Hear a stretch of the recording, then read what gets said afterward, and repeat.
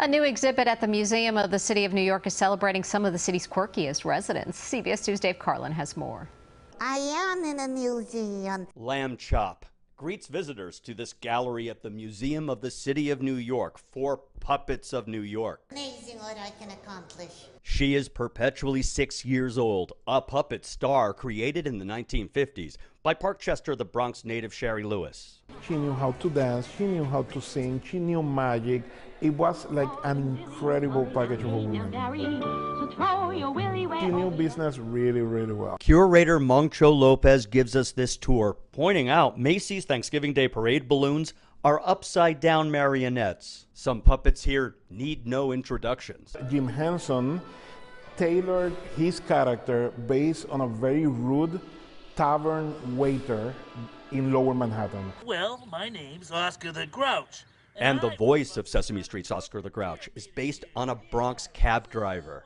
Some of New York City's first known puppets came packed in the luggage of European immigrants, like Punch and Judy. Punch is a rabble-rouser. He gets away with murder, literally. Some of the first records that we have here in New York City about puppets are basically arrest records. Cops arresting puppeteers because they were performing without permits and creating trouble. Chinese shadow figures are probably the second oldest puppetry tradition in New York City. And here you get to see how shadow puppets work, because right over here on the other side of the exhibit is a look behind the scenes at the puppeteers. These puppets are a mouse and cockroach from the imagination of storyteller and New York City librarian Pura Belpre. Popular beginning in the 1930s, the offbeat story of Perez and Matilda. They get married, and then one day she's cooking soup for him, and he goes to taste it, he drops into the soup, and he dies. This is a story you liked growing up.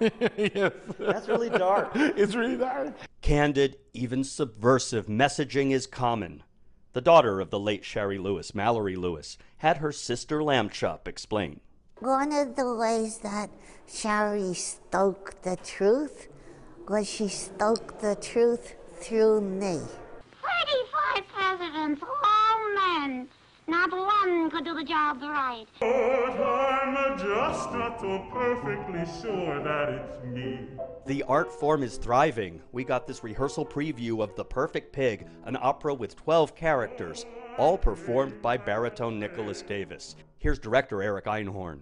What can we use to tell stories now in ways that keep everybody safe, that don't require putting 12 people on stage to do it? Puppets make us laugh, move us to tears, and speak truth to power. These bold creatures have and always will make up the very fabric of New York City. Dave Carlin, CBS 2 News. The Perfect Pig opera plays this weekend on Manhattan's Little Island.